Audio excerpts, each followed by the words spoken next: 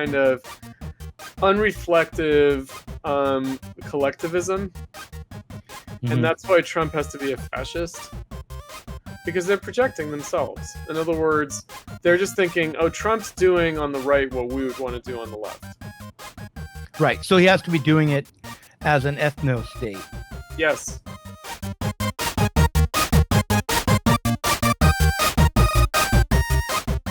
All right. Welcome back to the Catrone Zone. Of course, Chris Catrone is here again this Friday. He's the head guru in the Catrone Zone. He'll help you get Catrone Zone pilled. And this week we're going to be talking about the former President Obama. Based on your essay, Obama, Three Comparisons, MLK, JFK, and FDR, which I recently reread because I'm right now working on producing your audiobook. By the time this airs, it will be available. So people should go. And if you like to have books read aloud to you, if you're a podcasting type of person, go buy Chris Catrone's audiobook version of The Death of the Millennial Left. But anyway, Chris, I've talked long enough. Great. Hey. Hello. So why MLK, JFK, and FDR compared to Obama? Did you come up with that on your own, or where did that come from? It came out of the primaries. So I wrote several articles about Obama before his election. And then I wrote an article about Obama soon after his election. And they're all in the book. They're all in The Death of the Millennial Left. Mm-hmm. And they're distributed across different topics. So I basically wrote 3 articles during the primaries about Obama as a black candidate, Obama as a kind of economic reform candidate in the context of the crash, the Great Reset, the financial crash and the dawning of the Great Recession. And then finally an article on Obama as a foreign policy reformer, as a dove, as opposed to Hillary as a hawk. Right? So the MLK, JFK, FDR is about one dimension of Obama's competition with Hillary for the Democratic nomination in 2008. And she had made the point of trying to pigeonhole Obama into the role of MLK. And people often talked about how Obama's oratory and his style of speechifying, his voice, even the resonance of his voice. And of course, Obama himself did imitate some MLK-isms, right? And so she was like, it's all well and good that this Barack Obama guy is like, a black leader. But, really, LBJ was just as important as MLK in achieving the reforms of the 60s, right? And so, it's just it was a curious moment, right? Because they first competed over the wars, where Hillary was the hawk and Obama was the dove. And famously, Bill Clinton condemned Obama because Obama said that he would not have voted to authorize the Iraq War. And Bill Clinton said if you had been in the Senate at that time, like Hillary had been, you definitely would have authorized the war. You just have this luxury of claiming that you wouldn't have because you weren't in the position of having to do so. And so, and again, Samantha Power, who is an important national security advisor, Obama-ite, in another article, I talk about the fact that they intended to do this major foreign policy reform and draw down the wars. But then she said, we learned the wisdom of continuity in American foreign policy that Trump is not learning. In other words, Trump is also an anti-war candidate who claims to want to make these changes, but he's not wise enough to learn the lesson that we learned, which is that you keep things the same. She also famously, during the campaign, she's working with the Obama team during the campaign, she said Hillary Clinton was a monster who would say anything to get elected, which is, of course, completely true, right? So anyway, it's that moment. It's the moment of Hillary versus Obama. And I talk about Adolph Reed, my old mentor, Adolph Reed, and how he endorsed Hillary against Obama in the primaries. Now, why did Adolph Reed? I mean, look, the reason we're going over Obama again right now is, well, we're about to go into full bore. We're going to go into the election cycle in the United States. Right. And there is still the lingering thought amongst many people on the left that Obama, for all of his faults, was a much more advanced candidate than either of the candidates were likely to, more progressive candidate than either of the candidates were likely to be able to choose from in the next election cycle. Curious, though, isn't it? Curious, because I think that people are making the claim that Biden is more progressive than Obama.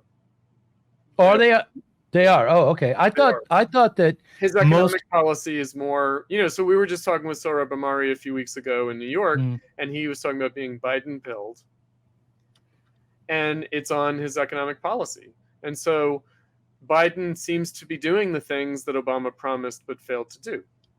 Green New Dealism, basically.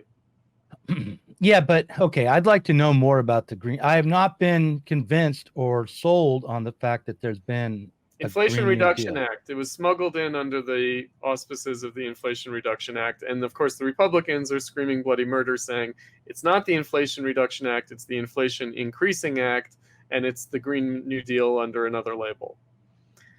And then there are people who say, yeah, that's right, and that's good. So Sohrab is one. And I would say the Social Democratic left is like that too. I would say that there is, I think Bhaskar Sankara had said that Biden is the most economically progressive president since FDR. Yeah, okay. So that's the other comparison, right? In other words, now it's very interesting because really hanging over any discussion of Obama has to be Trump. And so there's a way that a lot of my goal in the book, and also just generally my approach, is to read history against the grain of what happened, and to denaturalize history, and to not memory hole things, to not forget what Obama was supposed to represent, and what a disappointment he was on the left. And in other words, the idea was that Obama was not good enough, but that you sort of push under Obama for more. And that's the attitude that the left has adopted under Biden.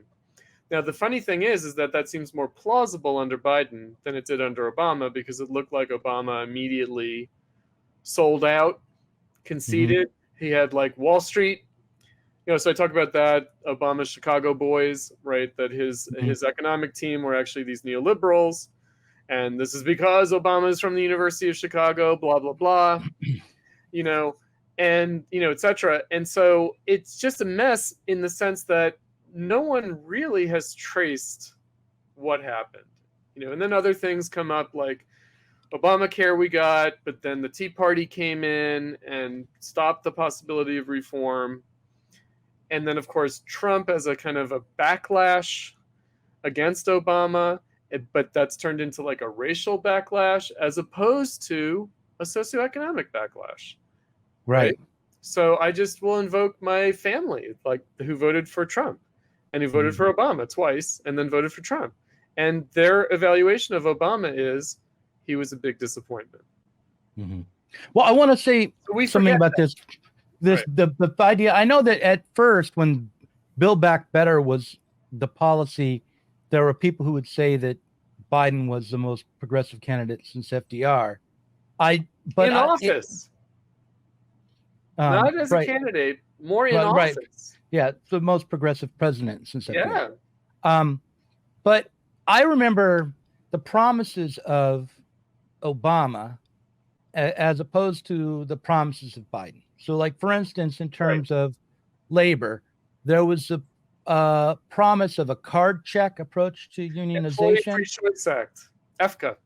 Yeah, and to renew the labor movement through this reform, which Obama immediately canceled.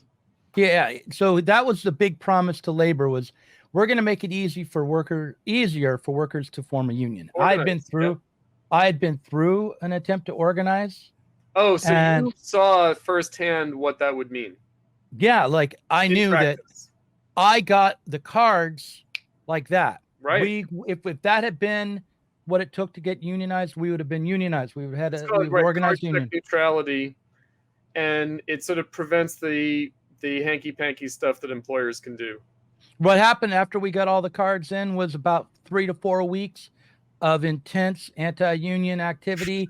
And eventually the union decided just not to go ahead with the election at all because they thought they would lose. And rather than try and fail, they'd rather keep their record clean of always winning. Holy shit. That's so lame. Yeah.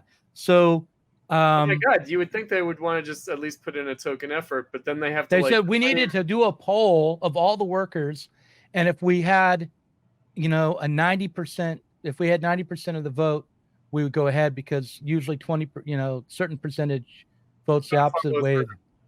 Yeah. So, and I was like, look, we've come this far. We got the cards. We've all been organizing. Well, let's just make our bet. And they're like, no, we cannot withstand the stain on the union for the small. We're not going to do it. No, because they have to have some like stupid metric, or they have to be able to tout their record.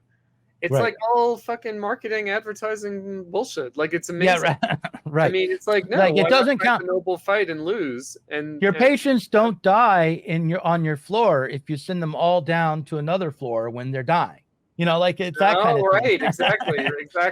Yeah. Right. But okay, so, but I knew that if we had just had a card check, I would have been part of it. So there's even more to it than that, than the EFCA, than the Employee Free Choice Act that was dropped. So Obama also demanded the reunification of the AFL-CIO. So there was the Change to Win, like breakaway coalition of unions, and that I had firsthand knowledge of this in Chicago because around Platypus there were Unite Here activists, and so they were in the Change to Win coalition, and there was a big fight over reunifying the labor movement because, I think that I described it in one of the articles that Obama wanted to have one labor movement to negotiate with. To have two would, of course, undermine the position of the government to negotiate. To have one, and especially like with the Democrats, right, it's like they're held hostage, right? But if there were two. Also, I always like to say that the labor movement probably is better to operate under Republicans because they're not hostage to the Republicans the way they're hostage to the Democrats, meaning there's like a free hand to like fight and negotiate as opposed to this kind of sliminess that you get with the Democrats. Right. Where there's like a pantomime of struggle and a pantomime of negotiation and a pantomime of compromise and a pantomime of agreement. It's awful. Why is that? Why is labor so captured to the Democrats? It's in the neoliberal era. I talk about this too. That before the neoliberal era, even though the labor movement was part of the FDR New Deal coalition, they actually exercised more political independence than they have subsequently. So they've been in retreat. So since the 70s, the labor movement's been in retreat.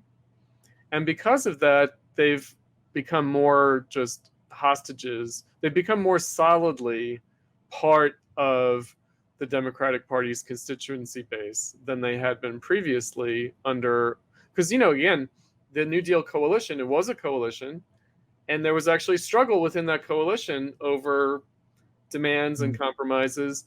It was constantly having to be renegotiated in a way that now it's like all the constituencies are just hostages to whatever the Democrats feel like they want to do. And of course they have a seat at the table and they feel like they're participating, but really no. Right? So that's, it's kind of politics. It's the kind of politics 101 that you need a certain amount of independence in order to be a good ally even. Right? If you don't have that independence, then it's not really an alliance. It's more like a subordination.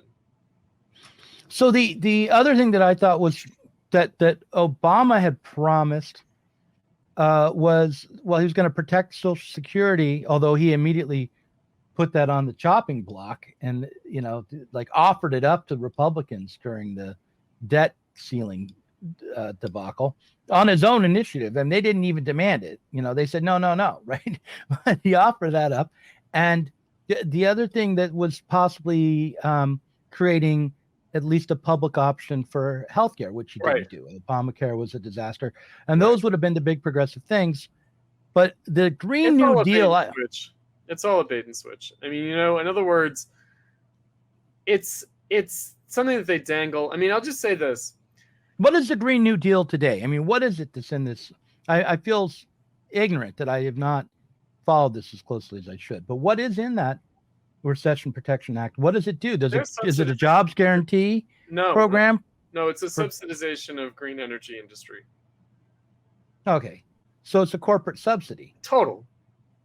Right. And that's big progressive. And it's also like a protectionist thing, you know, it's to help the U.S. companies be competitive with Chinese companies so that green energy isn't just a Chinese manufacturing racket. Yeah. I mean, you know, so again, we should just take Sohrab's evaluation, Sohrab Ahmari's evaluations at face value, meaning that the way Sohrab thinks of social democracy, right? He thinks of it as like economic nationalism and caring about your own country's workers. That's what it is at some level. But what is the relationship or difference between American corporations and American workers?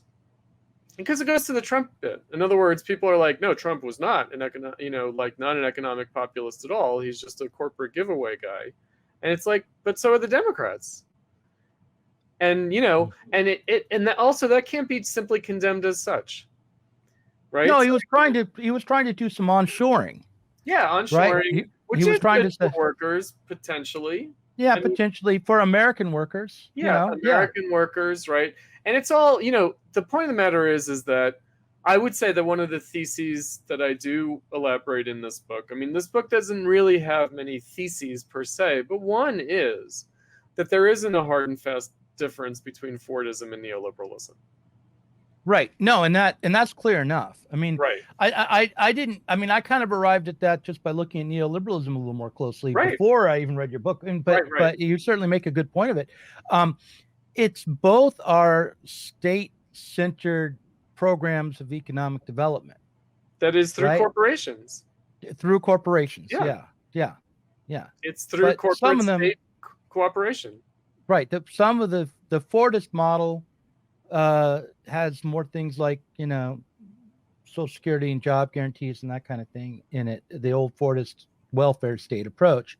And the neoliberal approach is like, well, actually, we should, the way I think of this really maybe in a vulgar way is rather than big state subsidies to help corporations, pay their workers, which could accidentally drive up the wages. Instead, we should just give corporate subsidies directly to the corporations to help their profitability. Well, because it is, you know, they also, that happened because of facts on the ground, we might say. Mm-hmm. In other words, there was, between the 60s and the 80s, a lot happened in the 70s. Yeah, well, first of all, the wages were cutting into the profitability of corporate America. And deindustrialization was already starting in the 70s, right? It's not like, I mean, let's put it in terms of Democrats and Republicans for a second. So I was watching an old film about like Nixon's last days. It's like Nixon, the final days or something. And it's kind of like the Oliver Stone Nixon movie, but, you know, depicts some of the same scenes, but it's a little bit different. And it's made in the 70s, I think, or early 80s. And I was thinking about Ronald Reagan ran against Nixon in the Republican primaries in 1968. And if he had won, would his administration have been different than Nixon's? Because Nixon, in many respects, really completed the LBJ Great Society programs and really fully implemented them. In the same way that Eisenhower, especially because of the Korean War and Truman, Truman did expand the FDR New Deal, but Eisenhower really did that. In other words, the consolidation of the New Deal really happened under Eisenhower in the same way that the consolidation of the Great Society happened under Nixon. And people used to say, I mean, again, we kind of forget this in the kind of neoliberal focus that's distorting. People used to say Reagan was a New Deal Democrat. And of course he was. And so, again, Eisenhower and Nixon were New Deal Republicans. They weren't against the New Deal in any way. And neither was Reagan particularly. In other words, when neoliberalism came in the end of the 70s with Thatcher and Reagan, it's because circumstances had changed. It's not because these are people who were always against the welfare state. And, that's the Democrat narrative. That is just false. Yeah, I bought a book years ago, probably back in the 90s. These understanding blank books, like understanding postmodernism, understanding Marxism. Well, I got one that was understanding Ronald Reagan. Oh. And it began with a whole segment on Jimmy Carter. Right. Because a lot of stuff is already happening under Jimmy Carter. Right. Jimmy Carter was the first neoliberal Reaganite, according to this understanding Ronald Reagan. And also the first Cold War II president, too. Mm-hmm. The renewed Cold War started under because Carter was running against the Nixon-Kissinger détente policy. Right. Carter came in after the economic crisis of the 70s had started. Yes. Right? Yes. And that's what he was dealing with. Absolutely. Right. So yeah, he was beginning the policies of neoliberalism. Yes. That Reagan would then take up and define as his own. But it were really Carter policies too. That's right. That's what I remember from that comic book I read. No, there's a great deal of continuity. And so again, to blame Reagan in the way that people do, or to blame Thatcher in the way that people do, is really to miss the point. And also to miss the point that the neoliberals, like the ordo liberals, like Hayek and Milton Friedman, they don't disagree with the New Deal. They actually don't, right? That's why they were condemned by... Well, Hayek did, didn't he? I mean, which one of them is the one who said, you're all socialists and like stormed out of the room? Oh, right, it's Ludwig von Mises who condemns Hayek and Friedman. You're all fucking socialists, right? The crazy liberty. Uh-oh, you froze up. Either, because he actually understood Marxism better than a lot of Marxists did. He's got a lot of insight into Marxism, including like Lenin type Marxism. So it's a funny thing where, again, neoliberalism happened as a reform of the New Deal, not as its cancellation or its overthrowing, but as a tweaking. Right? That's what it means to say that neoliberalism is post-Fordism. It's a tweaking under circumstances that demanded change. And now we're living under post-Fordism. We're in this moment of Trumpism, and it will be, and people in 30 years will have to go back and say, you want to understand, the new, whatever they're going to call it, they call it the new statism or something like that. Well, you have to go all the way back to Trump, they'll say, because before Biden, and his, there was Trump who brought in a lot of these things, or maybe they'll even say you have to go back to Obama. No, it's really funny because, of course, in the Republican primaries now, people are complaining about the fiscal irresponsibility of Trump. And I'm just waiting for the Democrats to take up that mantra, because they might say, we're the fiscally responsible party as opposed to Trump. The Democrats might pull that one too, because this is it's all rhetoric and it's all meaningless at a certain level. And so in the book I talk about how trade is going to be reconfigured anyway. You don't need like a Trumpian nationalism. It's going to happen. Well, it's worth noting that neoliberalism was the policy of fiscal irresponsibility. It was like the policy of ballooning huge amounts of debt. Early 80s Reagan. Yeah. Absolutely. Yeah. Which the left sort of conjures away as, this is military Keynesianism. And it's like, it is not. It's financialization. It's deadization. Right? It is, exactly. And, and yes, is it justified by the Cold War? Not entirely. No. I mean, look, the movies Wall Street, the movie Wall Street came out around that time, or Pretty Woman, which was really an 80s movie.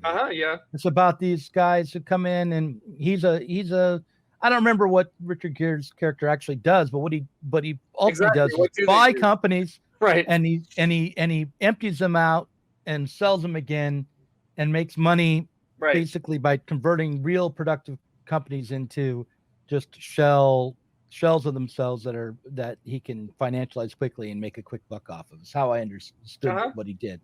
And yeah, the corporate raider. Yeah, he was a corporate raider, exactly. And Wall Street is about a corporate raider too. Yes. Yeah. And but that was all the 80s. That was 80s. Yeah. And I mean, so we have to be careful. Look, you and I are Gen X, we're old, and I wrote these articles to educate young people, and I'm publishing the book to educate young people and to educate younger people. So I wrote the articles to try to educate the millennials. Lost cause, as it turns out. Well, maybe people who come later, the Zoomers, will want to know what happened with this millennial left and have they all become craven Democrats, and maybe they were all along. And so our only virtue is historical memory. In other words, that we actually live through things that for these people are antediluvian mythological history. Right. Well, I think that we have some other things going for us. It's not just that. No, but it's I'm being excessively modest, maybe. Yeah. But I can at least, in other words, people can dispute everything about me, but they can't dispute that I was fucking there before they were born. Right. That's true. That's one thing they can't dispute. Right. Right. Mm-hmm. And so, I could be deluded and wrong and whatever, but some kind of, empirical reporting is coming out anyway. Yeah, like the Reagan era is a living memory for me. It does, right? And like Occupy Wall Street was just yesterday. I don't need to be, So yeah, there is that. We do have that advantage. And so the advantage is that we can read history against the grain. In other words, we can note how things are being memory holed, forgotten, repressed. Right. And it's shocking. A lot to which that happens, We've all forgotten in the span of just a few years that George W. Bush was the worst president in history ever, and that he was destroying democracy, and we were going to live in a totalitarian, authoritarian state because of George W. Bush. I mean, truth be told, he was a bad president. He was the worst president I ever experienced. Yeah. But who tops him in my book is Biden. Biden is worse than George W. Bush. Possibly. In my opinion. Possibly. Well, it's one of these things where, nothing that Bush did has gone away. All the worst things that Bush did has gone away, and Biden is building things on top of that. And what I'm thinking specifically of is the Patriot Act, and the undermining of civil liberties, things that Obama was, as a constitutional lawyer, was supposed to come in and undo and did not undo. Right. Like the thing with Obama is really interesting, isn't it? Because like the big cases like Chelsea Manning and Edward Snowden and to a certain extent Julian Assange, like Obama was manifestly ambivalent about these things, about these cases, in a way that also Trump was too. So there's a funny, it's expressed very differently. So Trump was much more of a law and order, like, you commit the crime, you do the time kind of guy. And Obama was more like, well, yeah, we can't let this go. And, and I'm the president and I have to represent the interests of these career bureaucrats who were embarrassed by the stuff. And so, no, we can't just, pardon these people. And, but then with Trump, it's like a funny thing. So on the one hand, he's like, you do the crime, you do the time, you're guilty, you're this, you're that. But then he's like, oh, but it helped me against Hillary. Like he's got, and I just feel like that captures something more honestly.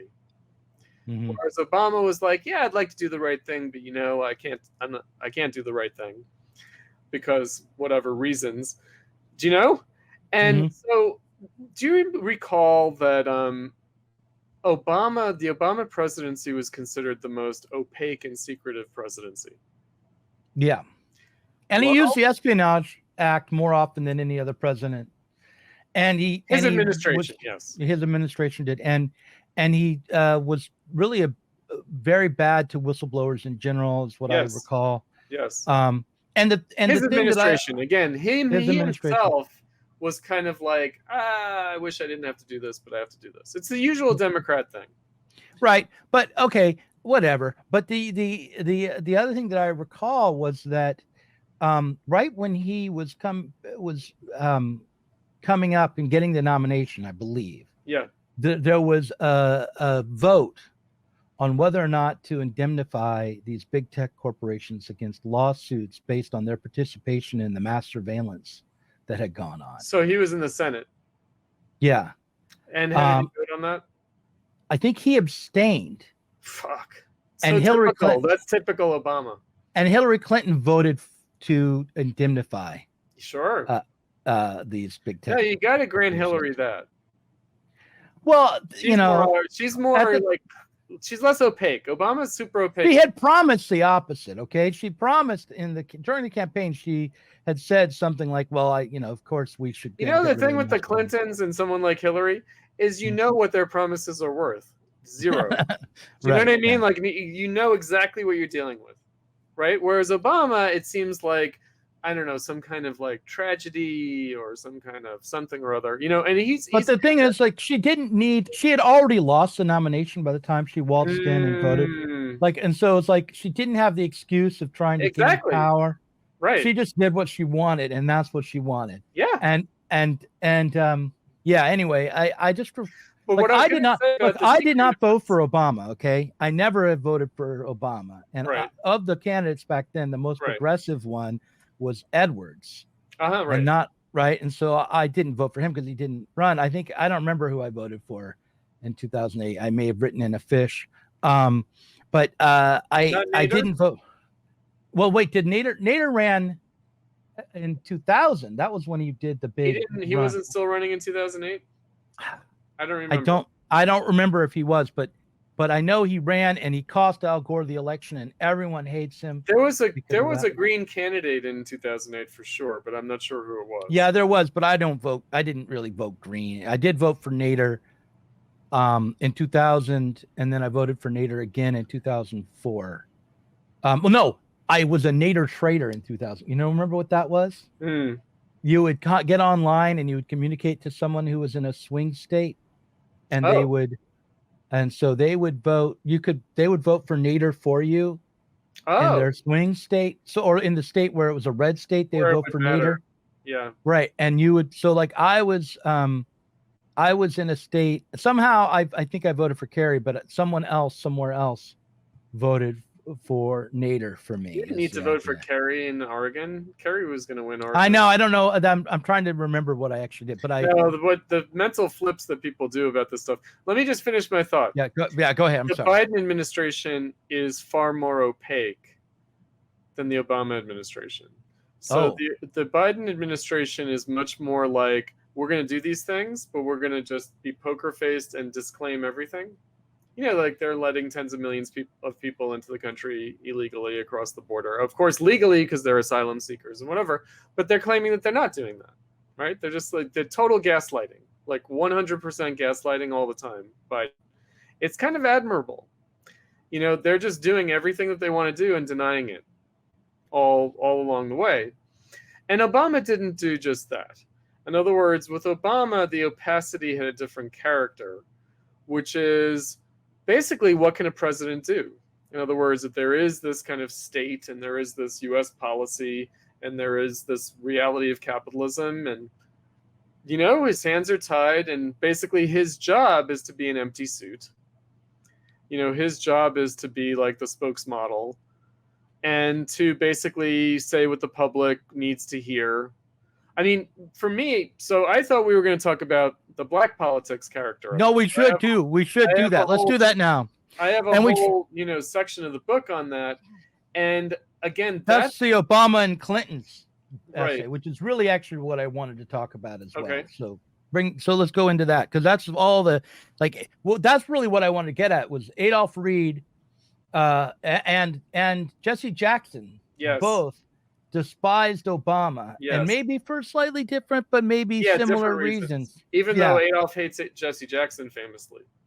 Right. But they both were upset about how Obama was putting an end to the black politics of the new left. While also fulfilling it. In other words, like Jesse Jackson hated Obama for seemingly putting an end to that.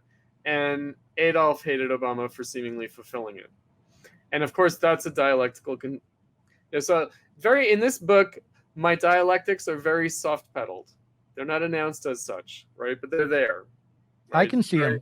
Yeah. So, in other words, like to see in certain terms anyway, the self-contradictory character of Obama.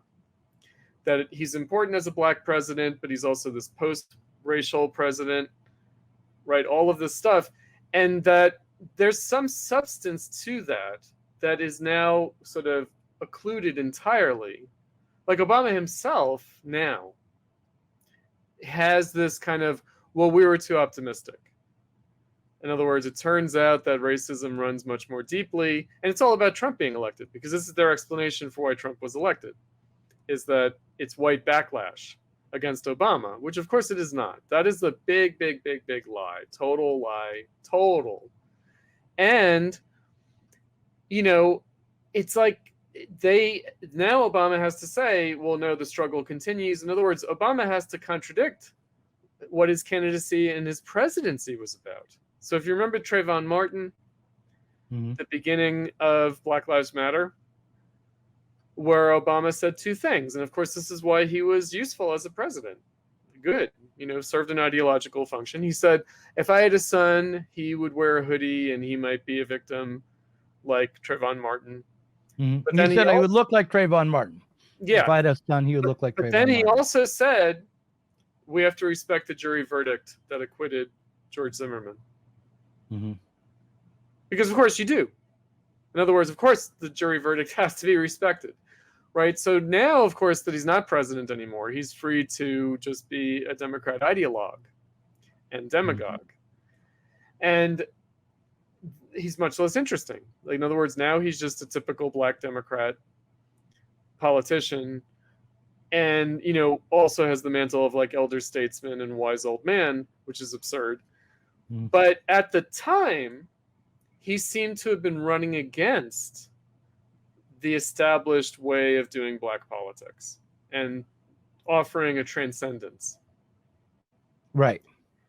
And also trying to be like bipartisan, have a bipartisan appeal. This is one of the things that I talk about, the third way politics. Right. Which of course the left is like, oh, that's horrible. Clinton and Obama are both these third way radical centrists and like the evil of the radical center. This is what like Tariq Ali and people like Richard Seymour, they're just like, the worst thing about neoliberalism is the radical center. And it's like, really? So in other words, the left still has this kind of silly idea of the Overton window, and that left and right, that the far left are just the left of the Democratic Party. They're just whatever the Democrats are doing, except more extreme. And it's like, that is not a socialist left at all. Right, of course. Right? And yet, that is what people assume. And then they have the horseshoe theory that if you go too far left, you go all the way to the right again. Well, and specifically on class. In other words, if you are too like proletarian socialist, working class, like intransigent, Marxist, communist, you're going to end up a Trumpist. You're going to end up a MAGA communist. And it's like, this just doesn't make any sense whatsoever. I hate all that. Well, there's a logic to, if you are too filled with resentment and hatred based on poverty. But they don't mean that. They don't mean that. They mean something else. Because this whole Overton window thing, I associate it, maybe it predates it, but I think of it as a very neoliberal thing. Yeah, I think it is. Yeah. Right. And so, again, there was a moment, like, again, around 2008, actually, there was an acknowledgement. And also, again, in 2016, around Bernie Sanders, there was an acknowledgement that the identity politics people in the Democratic Party may not be the left wing of the Democratic Party. And so there was this idea, a kind of social democratic left idea, which is that labor movement's the left wing of the Democratic Party. And actually the identity politics people are the right wing of the Democratic Party. And so Bernie said that, the establishment, its National Organization of Women, Planned Parenthood, Human Rights Campaign, NAACP, they're the establishment. And they're endorsing Hillary. Right. And they've abandoned the working class. Right? And also Bernie was trying to run to get independent votes, but also Republican working class votes, right? Sure. And then, of course, that had to be abandoned, and he had to sign on entirely for identity politics. In 2016 already, he had to totally endorse Hillary and say Trump is a racist, sexist, homophobe. One of the things that's really clarifying about reading your book, I mean, especially for someone like me who's been through the mill for a long time around the question of identity, is to think of it as a political stance about coalitions of voters, rather than anything else. So That's when you're saying, oh no, you have to be fully on board with the identity politics, that means think in terms of race and gender and sexual orientation. What that's saying is you can't bring in working class people who might not be a part of these other coalitions or manage this other way. Because they're going to shake up the boat. And I mean, it's not as though the Democrats don't recognize that gay workers and black workers and women workers have the same class interest as white male workers. They do. They know that, but they would rather not have class involved at all. So that's why they silo them off and enter these voting blocks who they can then appease for votes with various programs that are mostly aimed at the voters anyway, which are middle class, the upper middle class. Right. Not really the working class. That's right. Not right. They're not the working class because working class hardly majority. Vote. Right. Exactly. They hardly vote, right? Which is for the best. There's the political class. And it doesn't include for the Democrats. It's for the best. That's right. Right. Best. No, I know. It's not for the best, really. For but us, well, I mean, it's okay for us because it doesn't kind of matter. It doesn't matter whether they vote Republican or Democrat. In other words, one of my main points in 2016 was, if you think that the struggle for socialism is going to exclude anyone who voted for Trump, then you've abandoned the mission. Right, of course. Because it just doesn't matter, Just like no workers' action, no effort to organize a union could ever exclude those workers who, we don't want you in the union because you voted for Trump. Come on. Right, so but I obviously think millennials are very confused about that and would have a hard time. I mean, certainly the DSA is confused about that for sure. Right.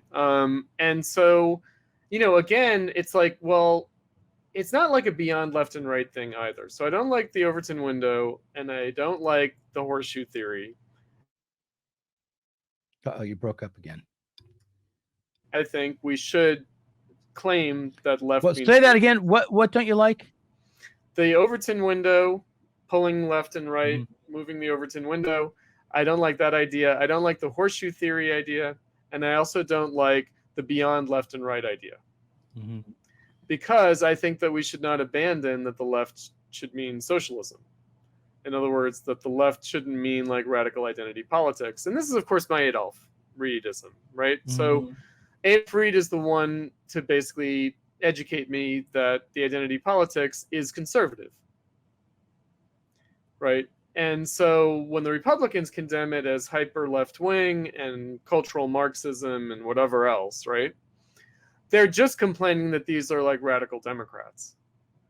That's all they're complaining about. Like, that's not a condemnation of socialism. Like, in other words, we can't take the right's characterization of the Democrats and say, yeah, that's all true and that's good. Right. Which is what the left does, And I just feel like it's like a basic thing that we have to not allow this language. The way that capitalist politics talks about left and right has nothing to do with the struggle for socialism. Right. Right. And that the third way politics was about, like the kernel of truth to the third way politics or the radical center politics was this idea that, the old political divisions don't apply. Are not really working in terms of advancing like politics or even policy. That's like, we have to think outside the box and those kind of thing. And I feel like, well, surely that's the only way we're going to win people over to socialism. In other words, we're not going to win people over to socialism on the basis of, well, if you like the Democrats but think they don't go far enough, then we are like the Democrats, but we go much further. And it's like, Yeah, no, no. that's pulling in the wrong direction, right? Because actually that's a right-wing direction. The Democrats are the right. They're just another flavor of the right. Mm-hmm. You know, so you want black. So it's like, I was thinking about this in terms of like this horrible language that they have of the black face of white supremacy. Oh, God. They condemn black Republicans as the black face of white supremacy. And I'm like, you know what? The fucking black face of white supremacy are the black Democrats. That's who the black face of white supremacy is, actually, if you want to call it that. Like, in other words, if you want to call the politics of keeping black people down, right, if that's what white supremacy is, like the institutionalization of this very depressed position of the black population in the United States, then the black face of white supremacy would be the Democratic Party. It wouldn't be these handful of black Republicans. It would be the Democrats. That would be the point. Now, why is that? Because, I mean, what you're saying is that the degree to which, I mean, let me ask you this. Why is I don't believe in calling it white supremacy. I'd rather call it capitalism. Yeah, but let's just, as far as we're describing like the proletarianized and underclass position, right? So the degree to which Democrats rely upon black votes based on the black population being impoverished or disenfranchised, and permanently so, that's the degree to which black politicians who manage to maintain that position.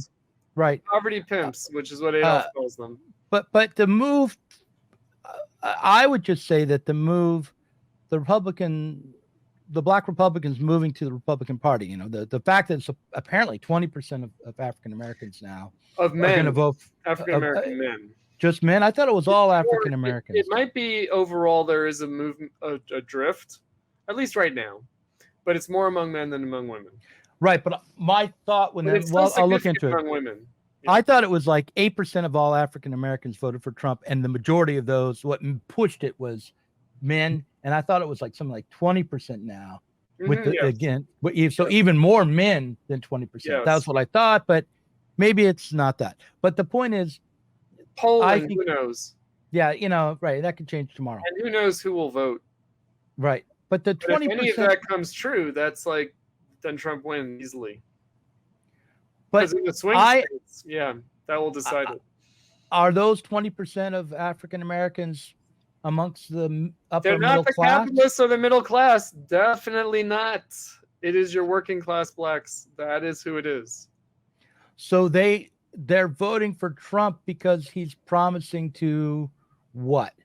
What are they getting? Really, are they voting as black people, or are they voting as working class people? Or are they voting as Americans against immigrants? What are they voting as? I don't know. Well, some of it is going to be anti-immigrant.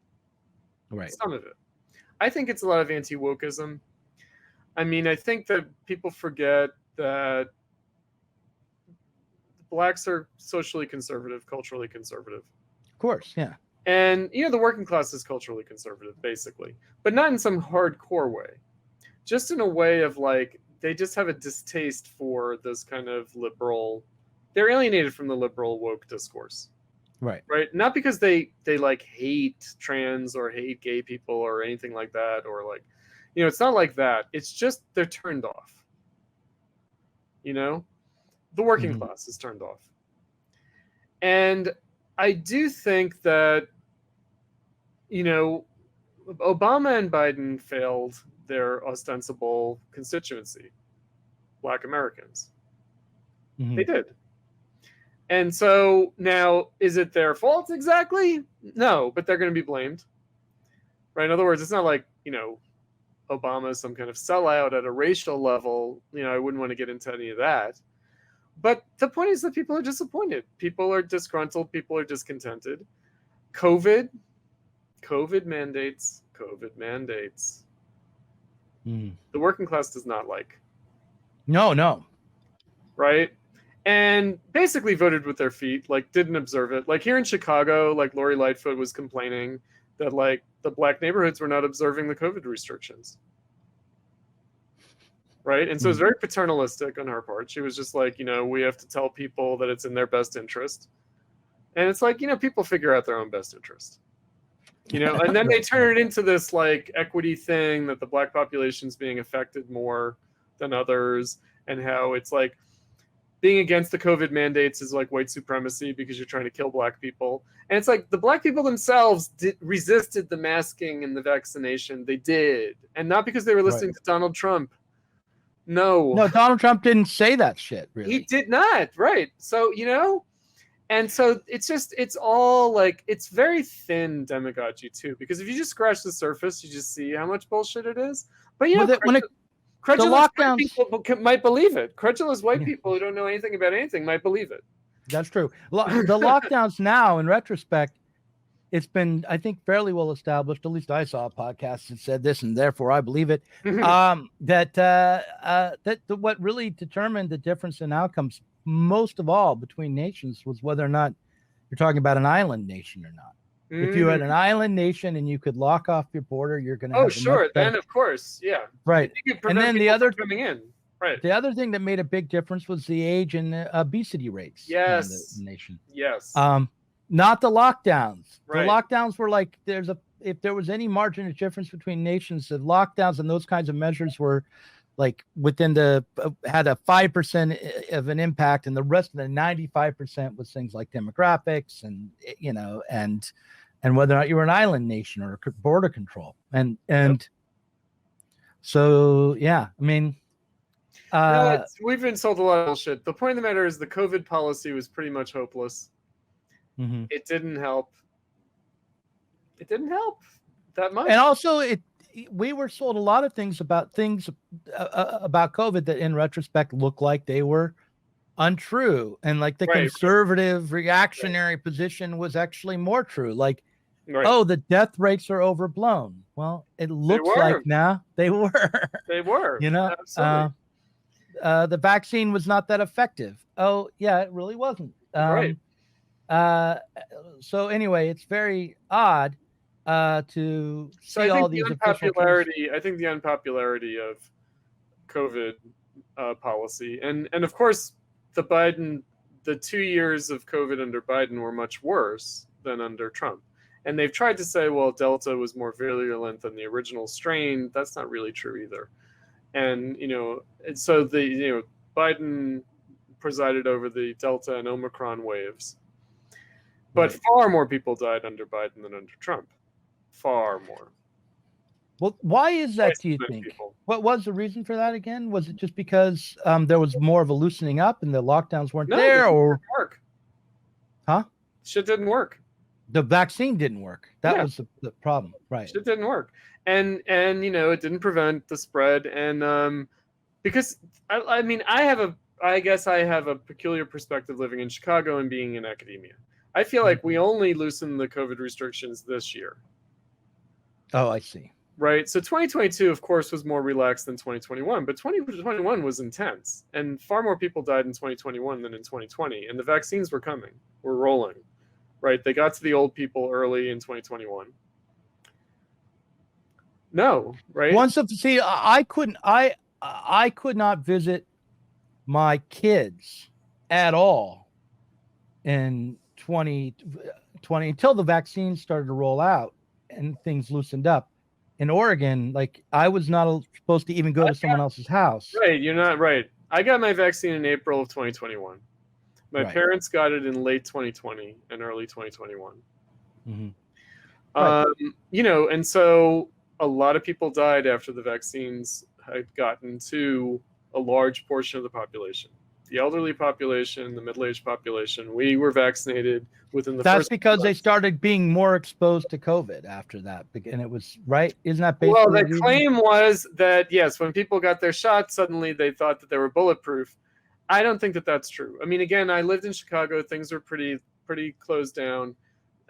Masking was enforced, and vaccination was enforced. It was enforced. Like, certainly everyone I knew could not keep their job unless they got a shot.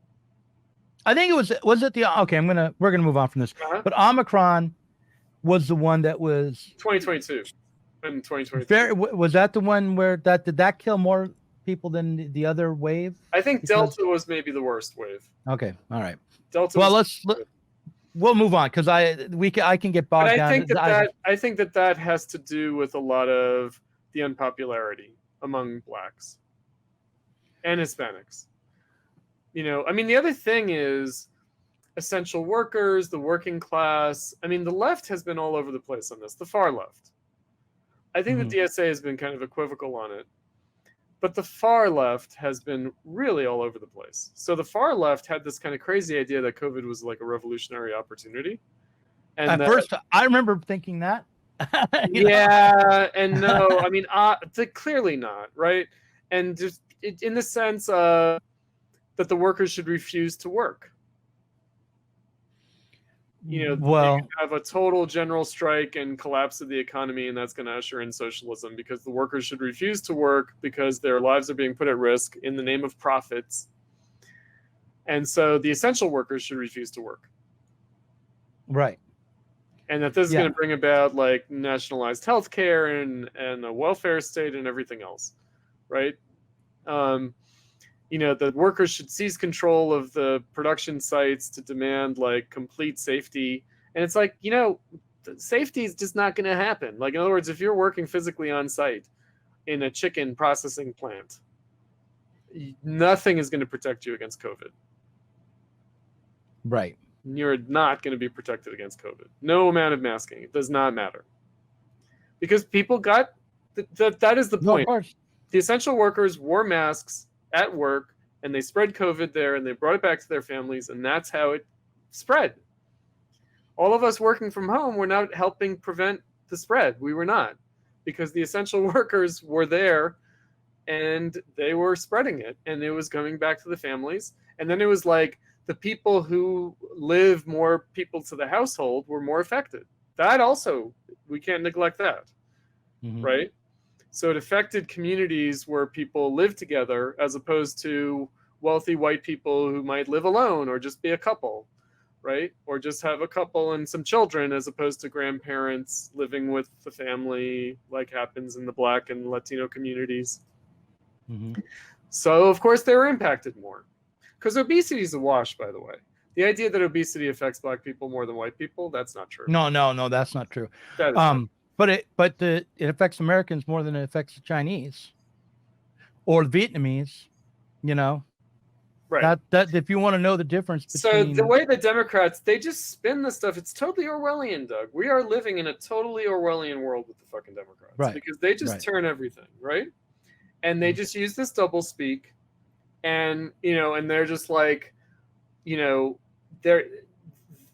they can claim that they're acting in the interest of racial justice and racial equity, while they're really rationalizing policies that don't help and might even hurt minority communities. Right. And it's not like that's a mystery. In other words, people in their everyday life are aware of reality. You know, right. So, it's a mystery to white Democratic leftists who don't know any Democratic Party. Yeah, right. Really. Or who know Black people who are amongst their same class. Exactly. Right. But the I guess the thing about Obama though, the promise, the kind of the radical kernel in Obama was that he was, as you said a while ago, both the termination of the new left racial politics and its realization. Right. So how was he the realization of it again? Well, so I have an article in the book called Angela Davis, How Does Change Happen? And so the catchphrase from that, Angela Davis, was Hillary and Obama were not the change that they had struggled for in the 60s. In other words, to have these presidential candidates is not the point of the liberation of Blacks and women that the 60s fought for. And I'm just like, well, why not? How is that not the case? In other words, aren't you protesting too much, Angela Davis? Aren't you actually saying this is the liberation we were fighting for? We might have pretended to be more radical. We might have pretended to be Marxists and communists, but actually this is the content of our movement. To have a female president or a Black president, that is the only result possible for that new left politics. Right? And so the fulfillment would also be the transcendence, but also it's the negation, because there obviously was more to the new left. In other words, there was more to the new left, we might say, objectively. potentially, into my mind, than subjectively. In other words, the consciousness of the New Left is a problem. There was an actual crisis of capitalist politics and even a crisis of capitalism in the 60s and 70s that could have been an opportunity for a reborn socialist movement. What was the problem? The consciousness. I mean, I hate to sound like a Trotskyist or something, but I do feel like that was the problem. Like, it wasn't a massive ruling class conspiracy that defeated the New Left. The New Left had an inadequate consciousness of its own potentiality. Mm-hmm. Right. And Obama does embody that, and Hillary does embody that, actually. Mm-hmm. They embodied just that problem.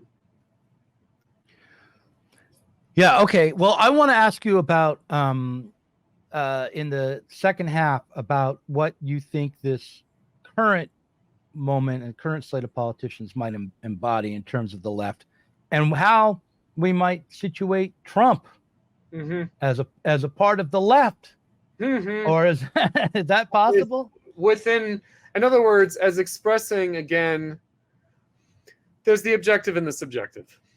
Right. And I would include politics in the realm of the objective. In other words, like an actual breakdown of even the surface level breakdown of like electoralism. Just the slight fraying of the electoral machine is an objective phenomenon. Right. It expresses something, it's real, it's bound up in a historical process. It's the result of something like we have reached an exhaustion of a certain way of doing things at an economic level, at a political level, at a cultural level. And again, that exhaustion of the post-60s period, the neoliberal moment, presents itself in contradictory ways. And we can't shy away from that contradiction just because on the face of it doesn't make sense. Well, it doesn't make sense because we're still trying to apply the old framework to the new situation. And so we have to actually pay attention to the newness of the new situation, right? Because it's easy to say, like Adam Curtis did in Hypernormalization, that Trump is just some kind of like Reagan 80s-ism to the nth degree. That's easy. Right? Right. But it's clearly not true. No, it's right. It's clearly not true. So we'll talk about that and about other kind of current event type things in the Parrot Room. I'm going to end it here, and I'll send you another link in just a bit.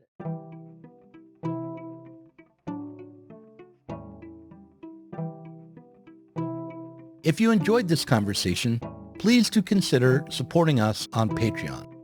Our patrons help to make sure that Sublation Media can continue to provide interviews, videos, books, and articles that are critical of the left from the left.